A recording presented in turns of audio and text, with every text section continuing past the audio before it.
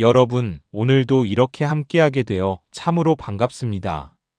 아침 햇살이 창가로 스며들 때, 저녁 노을이 하늘을 물들일 때, 이렇게 귀한 시간을 내어 말씀과 함께하시는 여러분의 그 마음이 얼마나 아름다운지 모릅니다. 오늘 우리가 함께 나눌 이야기는 참으로 특별합니다. 성경 66권 중에서도 가장 짧은 편지 중 하나인 요한3서, 그것도 단 한 장으로 이루어진 이 작은 편지 속에 담긴 거대한 진리를 함께 살펴보려 합니다. 여러분, 혹시 오랜 친구에게 편지를 받아보신 적 있으신가요? 요즘이야 카카오톡이니 문자니 하는 것들이 있지만 옛날에는 우표를 붙인 편지 봉투를 받으면 얼마나 가슴이 두근거렸는지 모릅니다. 봉투를 뜯는 그 순간부터 친구의 안부가, 걱정이, 사랑이 그대로 전해지더라고요. 바로 오늘 우리가 읽을 요한 3서가 그런 편지입니다. 2000년 전 백발이 성성한 한 노인이 자신이 아끼는 후배에게 보낸 따뜻한 편지. 그 속에는 진정한 믿음이란 무엇인지, 어떻게 살아야 하는지, 누구를 본받고 누구를 경계해야 하는지가 고스란히 담겨 있습니다. 특히 오늘날처럼 각박하고 삭막한 세상에서 인생의 후반부를 걸어가시는 우리 시니어 세대에게 이 편지는 마치 오아시스 같은 위로와 교훈을 줍니다. 자녀들은 바쁘고 손주들은 제갈 길 가고 때로는 외로움이 밀려올 때도 있지요. 그럴 때 이 편지는 우리에게 말합니다. 당신은 혼자가 아니다. 당신의 영혼이 잘 되고 범사가 잘 되기를 간절히 바라는 이가 있다고 말이에요. 그럼 이제부터 천천히 한 구절 한 구절 음미하며 이 귀한 편지를 함께 펼쳐보도록 하겠습니다. 자, 먼저 이 편지를 쓴 사람이 누구인지부터 살펴볼까요? 편지는 이렇게 시작됩니다. 장로인 나는 사랑하는 가이오에게 편지하노니 내가 참으로 사랑하는 자로다. 여기서 장로라고 자신을 소개하는 이분은 바로 사도 요한입니다.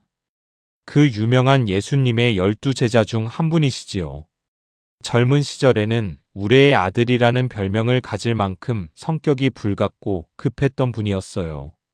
한 번은 사마리아 사람들이 예수님을 배척하자 주여, 우리가 불을 명하여 하늘로부터 내려 저들을 멸하라 하기를 원하시나이까? 라고 할 정도였으니까요. 그런데 이제는 어떻습니까? 사랑의 사도로 완전히 변모했습니다. 이 편지 시작부터 사랑하는, 참으로 사랑하는 이라는 표현이 나오지 않습니까?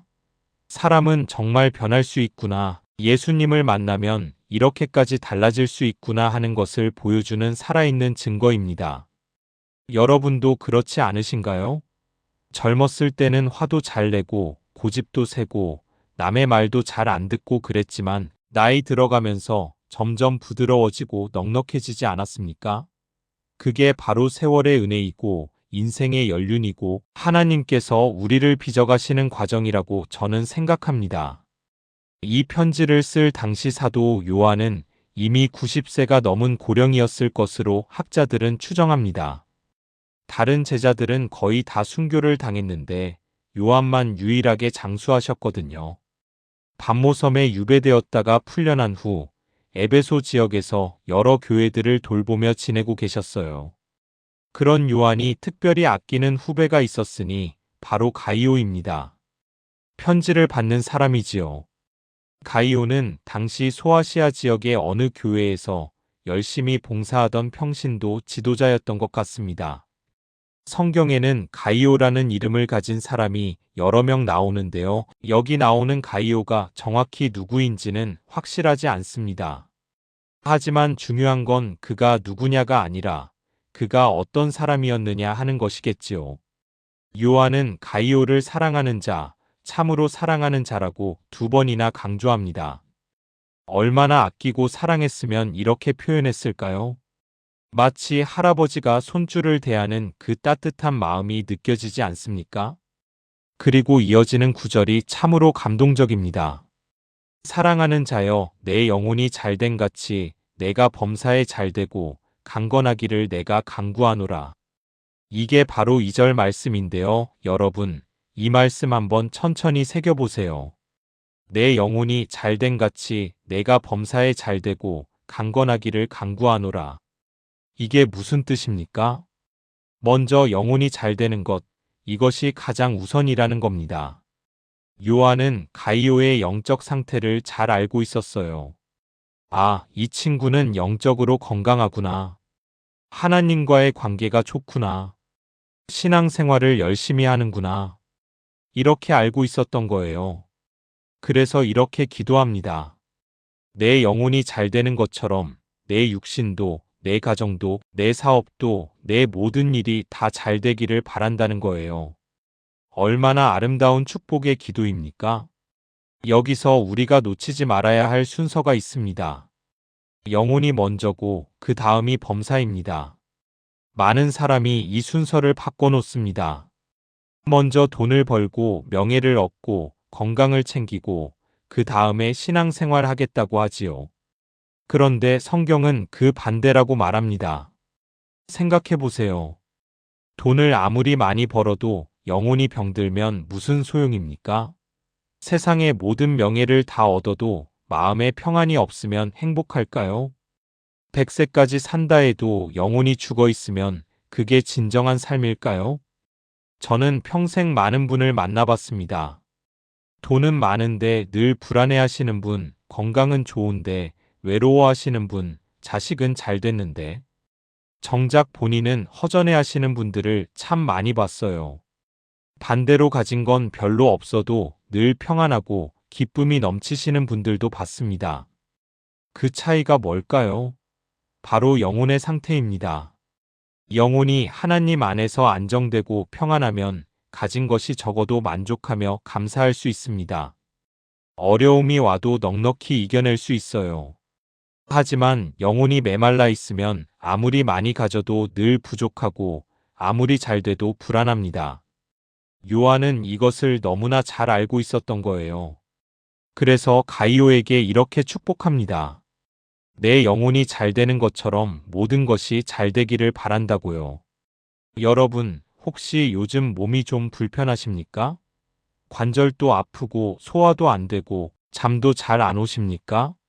그럴 때일수록 더욱 영혼의 건강을 챙기십시오. 매일 아침 하나님께 나아가 기도하고 말씀을 읽고 찬송을 부르십시오. 그러면 육신의 고통 속에서도 마음에는 평안이 있고 기쁨이 있습니다. 혹시 자녀 문제로, 경제 문제로, 건강 문제로 근심이 많으십니까? 먼저 영혼을 하나님께 맡기십시오. 하나님과의 관계가 회복되면 다른 모든 문제도 하나하나 풀리기 시작합니다. 이게 바로 요한이 가이오에게 그리고 오늘 우리에게 주는 메시지입니다. 이제 3절을 봅시다. 형제들이 와서 내게 있는 진리를 증언하되 내가 진리 안에서 행한다 하니 내가 심히 기뻐하노라. 여기서 형제들이란 아마도 가이오가 사는 지역을 방문했다가 돌아온 순회 전도자들을 말하는 것 같습니다. 그 시절에는 전문적으로 복음을 전하며 이 도시 저 도시를 다니는 전도자들이 있었거든요. 이 전도자들이 요한에게 돌아와서 보고를 합니다. 장로님, 가이오라는 분 아시지요? 그분이 정말 훌륭하게 신앙생활하고 계십니다. 말로만이 아니라 삶으로 진리를 실천하고 계세요. 이 소식을 들은 요한이 얼마나 기뻤겠습니까? 심히 기뻐하노라라고 표현했어요. 여기서 심이라는 말은 원어로 메갈로스인데 크게, 대단히, 엄청나게라는 뜻입니다. 그냥 기쁜 정도가 아니라 엄청나게 기뻤다는 거예요. 여러분도 그런 경험 있지 않으세요? 멀리 사는 자녀가 잘 지내고 있다는 소식 들으면 얼마나 기쁩니까?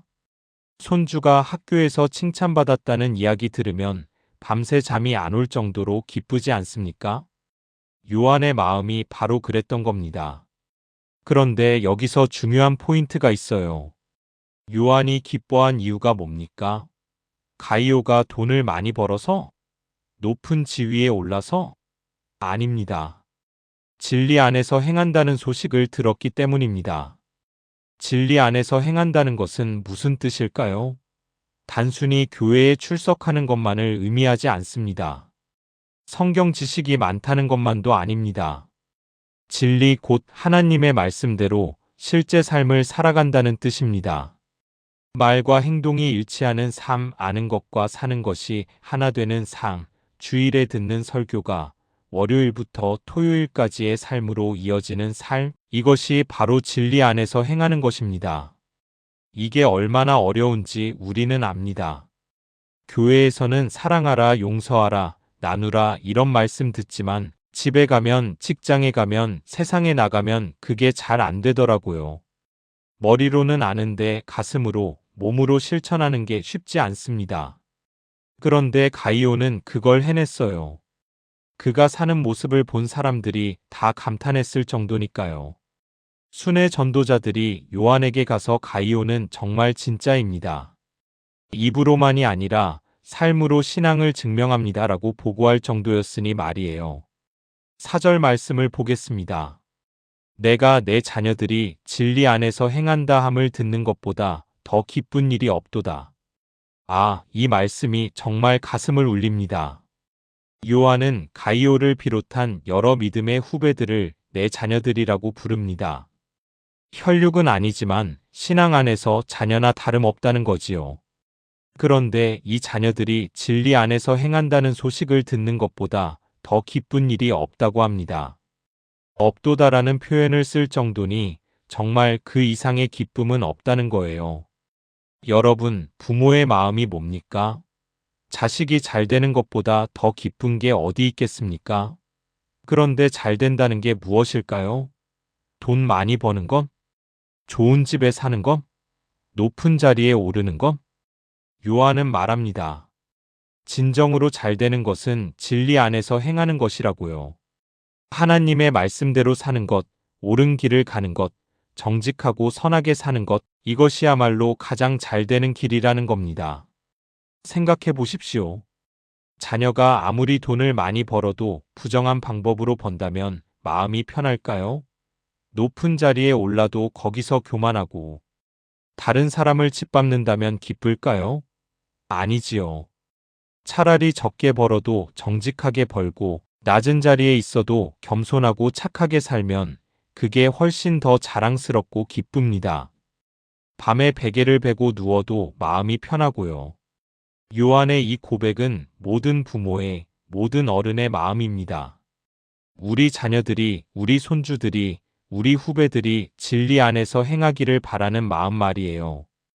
여러분, 혹시 자녀들에게 기도 제목이 있으신가요? 부자 되게 해주세요 하고 기도하십니까? 아니면 진리 안에서 행하게 해주세요 하고 기도하십니까?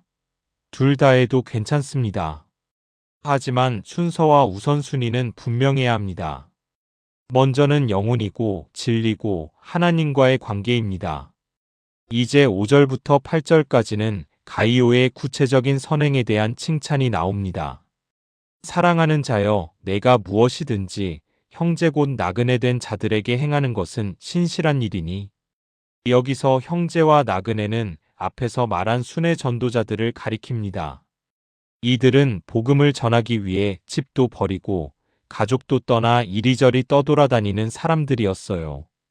당연히 경제적으로 어려웠겠지요. 이런 전도자들이 가이오가 사는 도시에 오면 가이오는 그들을 극진히 대접했습니다. 집에서 재워주고 먹여주고 필요한 것을 채워주고 떠날 때는 여비까지 챙겨주었어요. 요한은 이것을 신실한 일이라고 칭찬합니다. 신실하다는 말은 믿음이 있다, 충성되다, 진실하다는 뜻입니다. 가이오의 섬김이 그저 의무적으로, 형식적으로 하는 게 아니라 진심에서 우러나온 것이었다는 겁니다. 6절을 보면 더 구체적으로 나옵니다. 그들이 교회 앞에서 내 사랑을 증언하였느니라. 내가 하나님께 합당하게 그들을 전송하면 좋으리로다. 전도자들이 가이온의 집에 머물다가 다른 곳으로 떠날 때 교회 앞에서 간증을 했다는 겁니다. 가이오 형제가 우리를 정말 사랑으로 대접해 주었습니다. 마치 친부모처럼, 친형제처럼 대해 주었어요. 이 간증을 들은 요한이 얼마나 기뻤겠습니까? 그래서 편지에 이렇게 씁니다. 앞으로도 계속 그렇게 하나님께 합당하게 그들을 전송하면 좋겠다고요. 하나님께 합당하게라는 표현이 참 좋습니다. 사람에게 보이려고 하는 것이 아니라 하나님을 기쁘시게 하기 위해서 한다는 뜻이거든요. 우리가 선행을 할 때도 마찬가지입니다. 남들이 알아주길 바라면서 하는 것과 하나님만 아시면 된다고 생각하며 하는 것은 완전히 다릅니다. 가이오는 후자였던 거예요. 7절과 8절에서는 왜 이렇게 해야 하는지 이유를 설명합니다. 이는 그들이 주의 이름을 위하여 나가서 이방인에게서 아무것도 받지 아니함이라. 그러므로 우리가 이 같은 자들을 영접하는 것이 마땅하니 이는 우리로 진리를 위하여 함께 일하는 자가 되게 하려 함이라. 순회 전도자들은 자비량으로 복음을 전했습니다. 이방인, 곧 아직 예수님을 믿지 않는 사람들에게서는 절대 도움을 받지 않았어요. 왜일까요? 복음이 돈으로 팔리는 것처럼 보이지 않기 위해서입니다. 당시의 거짓 선생들은 돈을 받고 가르쳤습니다. 많이 내면 많이 가르쳐주고 적게 내면 적게 가르쳐주고 그랬어요. 그런데 진짜 하나님의 일꾼들은 달랐습니다. 공짜로 값없이 오직 주님의 이름을 위해서 복음을 전했어요. 그러니 경제적으로 어려울 수밖에 없었겠지요. 이때 필요한 게 바로 가이오 같은 사람들의 헌신과 섬김이었습니다. 믿음의 가족들이 서로 돕고 나누는 것, 이것이야말로 초대교회의 아름다운 전통이었습니다. 요한은 말합니다. 이런 전도자들을 영접하고 돕는 것은 단순히 좋은 일을 하는 차원이 아니라 진리를 위하여 함께 일하는 자가 되는 것이라고요. 생각해 보세요. 직접 복음을 전하러 다니지는 못하지만 복음을 전하는 사람을 돕고 후원하면 그것도 복음 사역에 동참하는 것 아니겠습니까? 씨를 뿌리는 사람도 중요하지만 그 사람에게 씨앗을 제공하고 물과 양식을 주는 사람도 똑같이 중요합니다. 여러분 중에도 선교 후원하시는 분 많으시지요? 직접 선교지에 가지는 못하지만 기도로 헌금으로 선교사님들을 돕고 계시잖아요. 그게 바로 진리를 위하여 함께 일하는 것입니다. 나중에 하늘나라 가면 그 선교사가 전한 사람들을 만날 때 당신도 나를 구원하는 데 일조했습니다 라는 말을 들을 수 있을 겁니다. 가이오가 바로 그런 사람이었어요.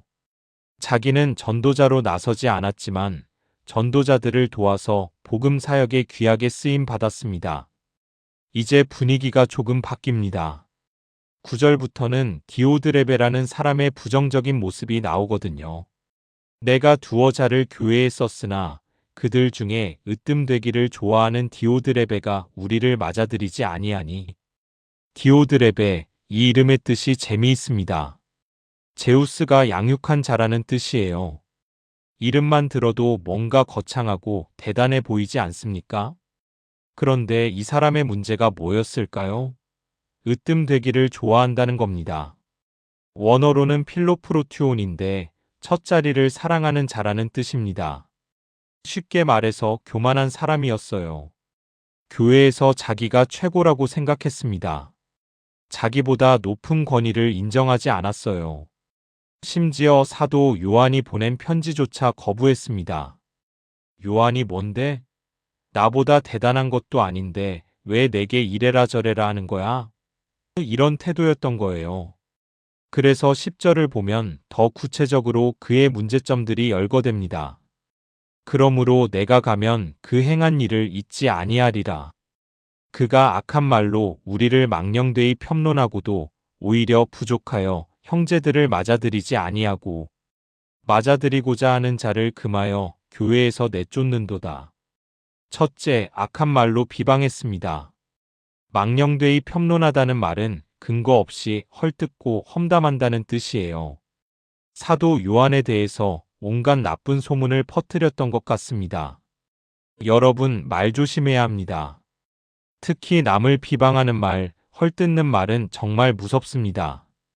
칼로 찌르면 상처가 보이지만 말로 찌르면 상처가 보이지 않아서 더 무섭다고들 하지요. 성경은 혀는 능히 길들일 사람이 없나니 쉬지 아니하는 악이요 죽이는 독이 가득한 것이라고까지 말씀합니다. 둘째, 형제들을 맞아들이지 않았습니다. 가이오는 순회 전도자들을 급진히 대접한 반면 디오드레베는 그들을 거부했어요. 자기보다 영적으로 우월하거나 자기 권위에 도전할까봐 두려워서였을 겁니다. 셋째, 맞아들이고자 하는 자를 금하고 교회에서 내쫓았습니다. 자기는 안 도울 뿐만 아니라 돕고자 하는 다른 사람들까지 막았어요. 심지어 그런 사람들을 출교시켰다는 겁니다. 얼마나 독선적이고 권위적입니까? 자기 맘에 안 들면 교회에서 쫓아내버리는 거예요. 이게 과연 하나님의 교회에서 일어나야 할 일입니까? 여러분, 교회는 누구의 것입니까? 목사의 것도 아니고 장로의 것도 아니고 어느 개인의 것도 아닙니다. 하나님의 것입니다. 그리스도의 몸입니다. 그런데 마치 자기 것인 양 휘두르면 안 되지요. 디오드레베의 문제는 바로 이것이었습니다. 교만, 독선, 권위주의. 자기가 최고라고 생각하고 자기 맘대로 하려고 하고 다른 사람의 의견은 듣지 않는 태도였어요. 아마 그는 교회에서 상당한 위치에 있었을 겁니다. 장로였거나 집사였거나 아니면 교회를 후원하는 부자였을 수도 있어요. 그런데 그 위치를 섬기는 데 쓰지 않고 군림하는 데 썼습니다. 여러분, 혹시 우리 안에도 디오드레베의 모습이 조금이라도 있지는 않습니까? 교회에서, 가정에서, 모임에서 내가 최고라고 생각하지는 않나요? 내 뜻대로 안 되면 화내고, 내 의견이 받아들여지지 않으면 삐지고, 나보다 뛰어난 사람이 나타나면 질투하지는 않나요? 이런 교만은 정말 무섭습니다. 개인을 망칠 뿐만 아니라 공동체 전체를 병들게 만듭니다. 디오드렙의 한 사람 때문에 그 교회가 얼마나 혼란스러웠겠습니까? 하지만 요한은 이것을 그냥 넘어가지 않습니다. 내가 가면 그 행한 일을 잊지 아니하리라고 분명히 말합니다. 잘못된 것은 바로 잡아야 합니다. 사랑한다고 해서 모든 걸 다 허용하고 눈 감아주는 게 아니에요. 때로는 엄하게 책망하고 징계하는 것도 사랑입니다. 부모가 자식을 사랑하면서도 때로는 매를 들어야 할 때가 있듯이 교회도 마찬가지입니다. 잘못을 잘못이라고 지적하고 돌이킬 기회를 주고 그래도 안 되면 징계해야 합니다. 11절 말씀입니다. 사랑하는 자여 악한 것을 본받지 말고 선한 것을 본받으라.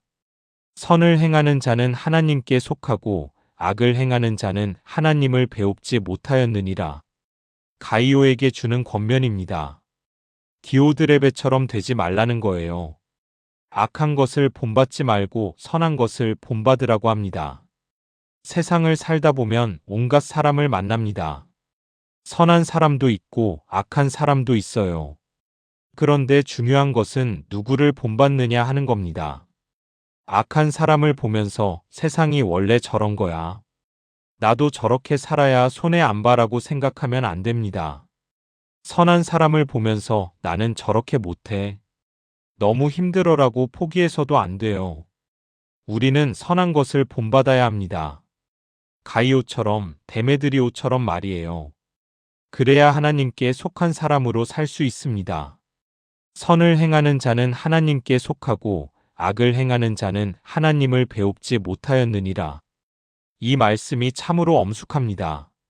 선과 악의 경계가 분명하다는 거예요. 하나님을 안다고 말하면서 악을 행하면 그건 거짓입니다. 진정으로 하나님을 아는 사람은 선을 행합니다. 왜냐하면 하나님이 선하시고 하나님께 속한 사람은 하나님을 닮아가기 때문입니다. 여러분, 우리가 매일 선택하며 삽니다. 선과 악 사이에서, 옳은 것과 그른 것 사이에서, 하나님의 뜻과 내 욕심 사이에서 끊임없이 선택하지요.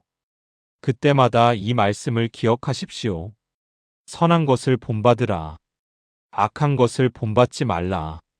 쉬운 길이 아니라 옳은 길을, 편한 길이 아니라 바른 길을 선택하십시오. 그러면 하나님께서 우리와 함께 하십니다. 우리를 인도하시고 보호하시고 복 주십니다. 12절부터는 데메드리오라는 또 다른 인물이 등장합니다. 데메드리오는 무사람에게도 진리에게서도 증거를 받았음에 우리도 증언하노니 너는 우리의 증언이 참된 줄을 아느니라. 데메드리오, 이 사람은 아마도 이 편지를 가이오에게 전달하는 사람이었던 것 같습니다. 요한이 특별히 소개하고 추천하는 걸 보니 신뢰할 만한 사람이었던 게 분명합니다. 그의 특징은 무엇입니까?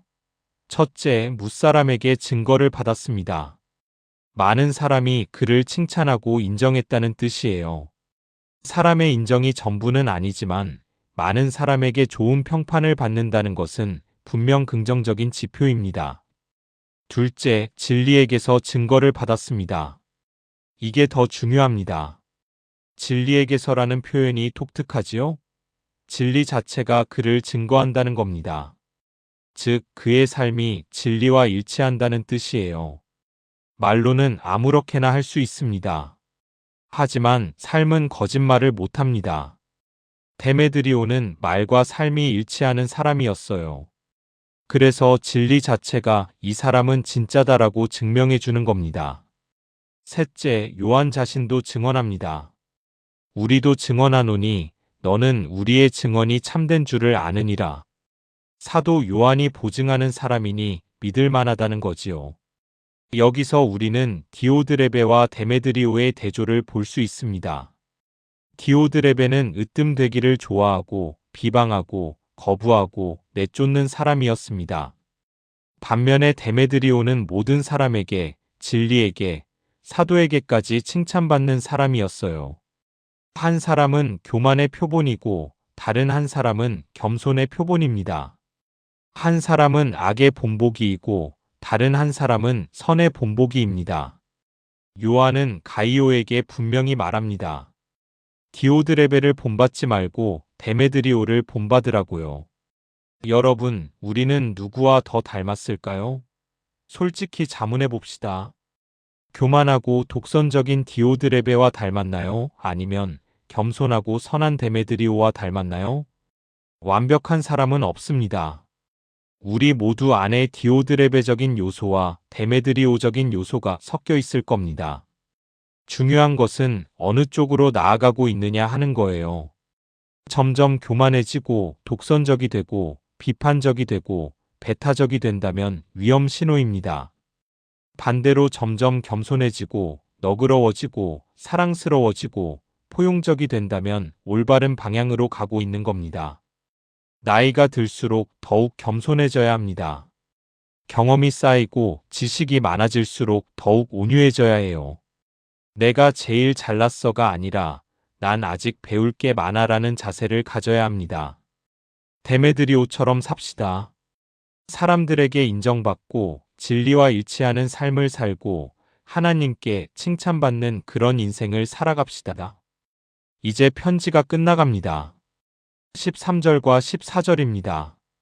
내가 여러 가지로 내게 쓸 것이 있으나 먹과 붓으로 쓰기를 원하지 아니하고 속히 너를 보기를 바라나니 우리가 서로 대면하여 말하리라.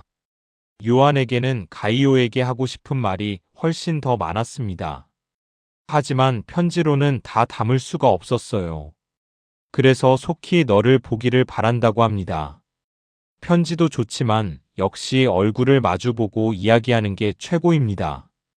표정도 보이고 목소리도 들리고 손도 잡을 수 있으니까요. 요한은 가이오를 직접 만나서 이야기 나누고 싶어 했습니다.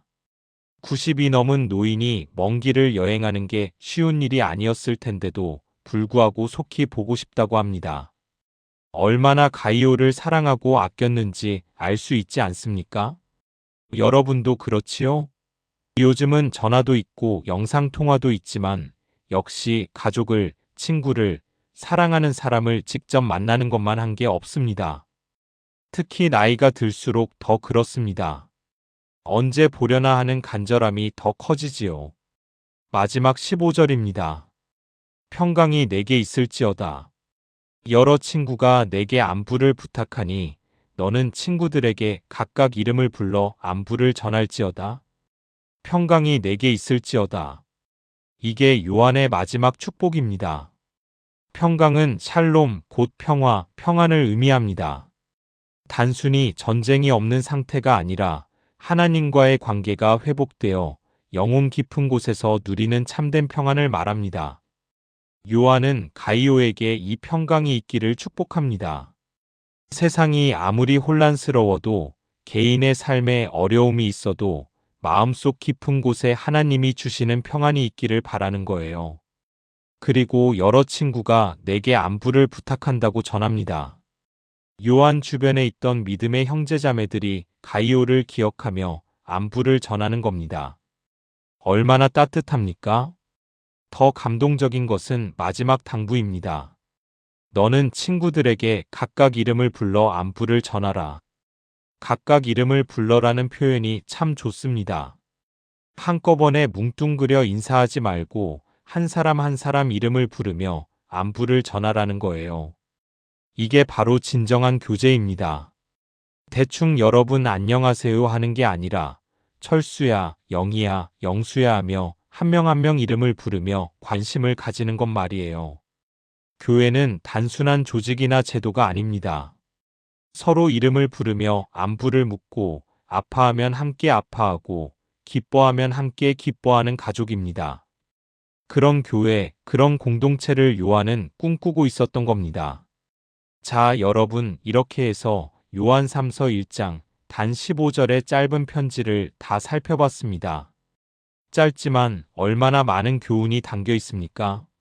영혼의 건강을 최우선으로 하라는 가르침, 진리 안에서 행하는 기쁨, 나그네를 대접하는 아름다움, 교만을 경계하고 겸손을 본받으라는 권면, 그리고 서로를 향한 따뜻한 사랑까지. 이 편지는 2000년 전 가이오에게 쓰인 것이지만 동시에 오늘 우리에게도 쓰인 편지입니다. 하나님께서는 이 편지를 통해 우리에게도 말씀하고 계십니다. 사랑하는 자여, 내 영혼이 잘 되기를 바란다. 진리 안에서 행하라. 선한 것을 본받고 악한 것은 본받지 말라. 서로 사랑하고 섬기라. 평강이 너희에게 있을지어다. 여러분의 영혼은 지금 어떻습니까? 하나님과의 관계는 친밀합니까? 매일 말씀을 읽고 기도하며 그분과 교제하고 계십니까? 여러분은 진리 안에서 행하고 계십니까? 아는 것과 사는 것이 일치합니까? 주일에 듣는 설교가 평일의 삶으로 이어지고 있습니까? 여러분은 누구를 본받고 있습니까? 교만한 디오드레베입니까? 아니면 겸손한 데메드리오입니까? 으뜸되려고 애쓰고 있습니까? 아니면 섬기려고 노력하고 있습니까? 여러분은 누군가를 섬기고 계십니까? 가이오처럼 나그네를, 어려운 이웃을, 도움이 필요한 사람을 돕고 계십니까? 이런 질문들을 스스로에게 던져보십시오.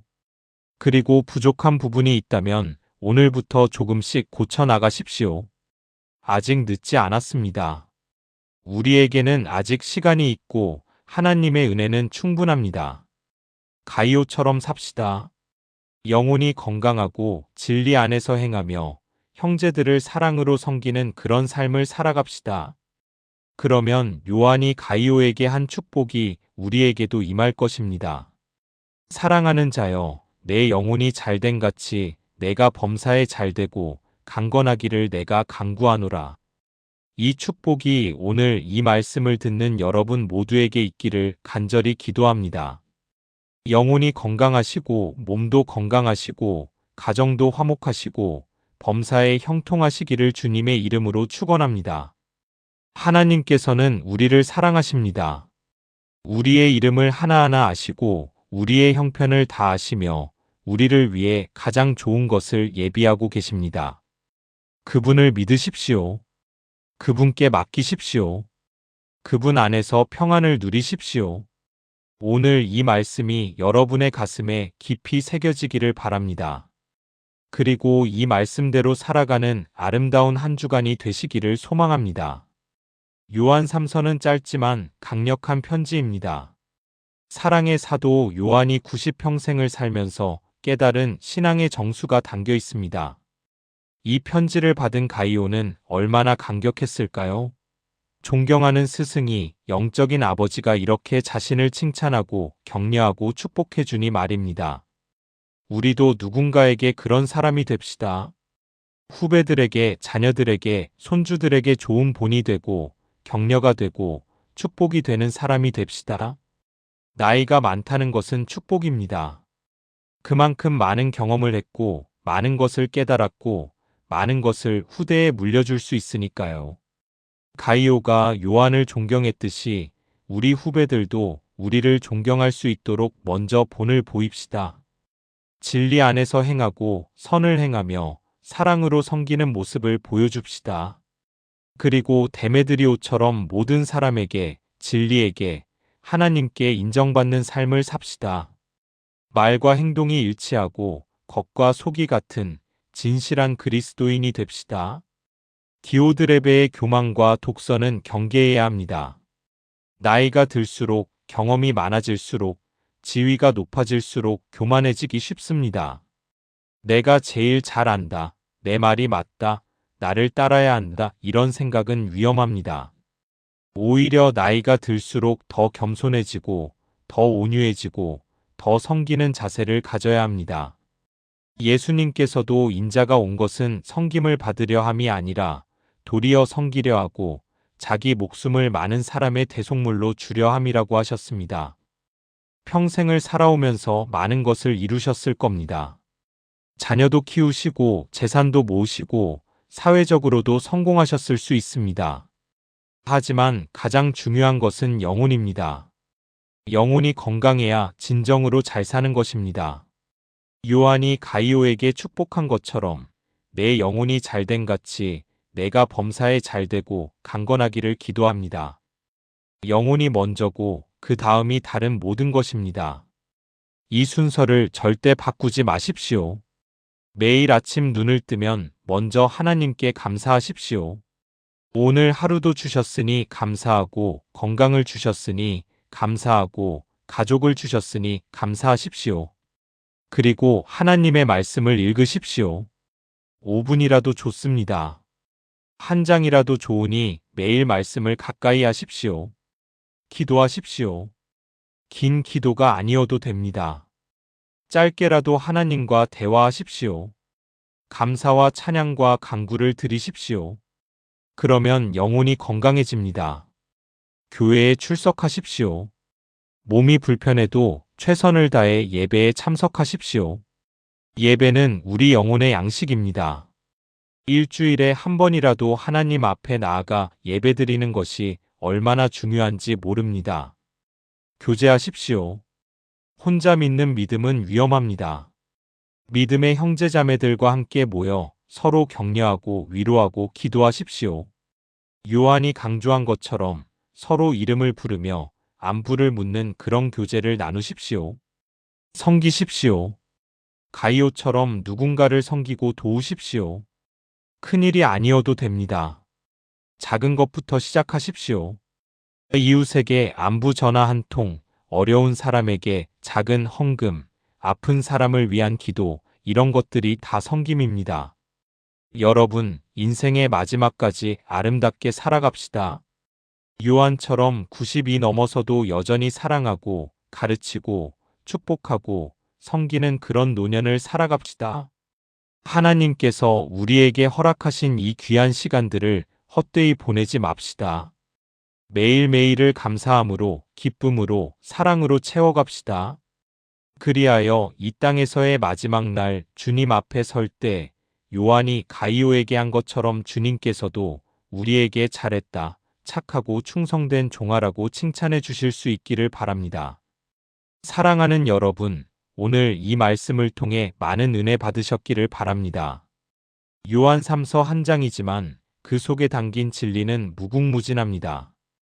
이 말씀을 마음에 새기시고 삶으로 실천하시기를 바랍니다. 영혼이 건강하십시오. 진리 안에서 행하십시오. 선한 것을 본받으십시오. 서로 사랑하고 섬기십시오. 그리고 하나님께서 주시는 평강을 누리십시오. 주님의 크신 사랑과 은혜가 여러분 모두와 함께 하시기를 간절히 기도합니다. 오늘도 내일도 영원토록 주님 안에서 승리하시고 기쁨 넘치시기를 축복합니다. 이 귀한 시간을 함께 해주셔서 진심으로 감사드립니다. 여러분 한 분 한 분을 위해 기도하고 있습니다. 주님께서 여러분의 모든 길을 인도하시고 복 주시고 지켜주시기를 믿습니다. 이 영상이 여러분께 작은 위로와 격려가 되었기를 바랍니다. 어려울 때, 외로울 때, 힘들 때 다시 이 말씀을 떠올려 보십시오. 하나님께서는 여러분을 사랑하시고 여러분의 영혼이 잘 되기를 간절히 원하신다는 것을 기억하십시오. 오늘 이 말씀이 마음에 와닿으셨다면 아래 좋아요 버튼을 눌러주시면 큰 힘이 됩니다. 그리고 더 많은 분들이 이 귀한 말씀을 들을 수 있도록 구독과 알림 설정도 부탁드립니다. 댓글로 여러분의 생각과 은혜 받은 점을 나눠주시면 정말 감사하겠습니다. 여러분의 간증 하나하나가 다른 분들에게 큰 격려가 됩니다. 다음 시간에는 또 다른 귀한 말씀으로 찾아뵙겠습니다. 그때까지 건강하시고 평안하시기를 기도합니다. 사랑합니다. 축복합니다. 주님의 이름으로 기도합니다. 아멘.